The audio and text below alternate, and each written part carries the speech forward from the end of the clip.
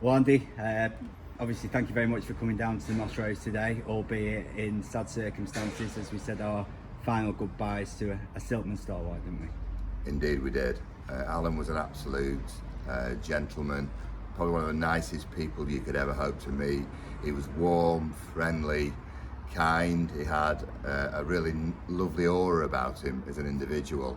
As soon as you met him, you felt that you would have a friend for a lifetime.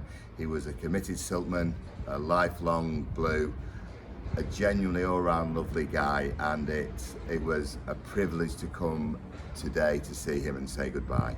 Obviously, he loved the Moose Tours as well, didn't he? Moose Tours what? away trip. There weren't many he wasn't on, to be fair, was there? I can't remember many trips that he wasn't on as well. He was always great fun, you know, with Anne and then with Sheila. He was just such a real part of the Moose experience.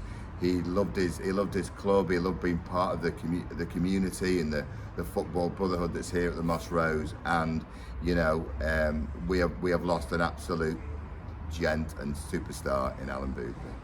I think the best way, or one of the ways I can describe Alan, is that even if you didn't know him personally, you always knew he was there, because he was there every home game, every away game. And you know, even if you didn't know him personally, which we did, but even if you didn't, he was always there. And you know, he epitomised the fans of this club in so many ways, didn't he? Indeed he did. I mean, he you know, he wasn't an all singing, all dancing, look at me type of a guy, but he was one that would be with you, you'd want to have in the trenches with you.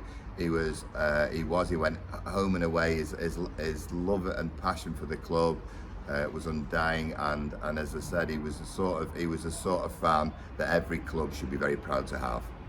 And just finally, Andy, for me as well, I think that it was incredibly poignant that his last Moose Tours, granted we didn't win the game, but we won't go there, was a weekend away when we played Plymouth, wasn't it? When, you know, all of his friends and whatever were there for what proved to be one final time. Indeed, and despite all the difficulty he was having during that time, he still proved to be a real superstar and part of the whole sort of like community that is Moose, really, in some respects. That sort of group that you know that you really enjoyed.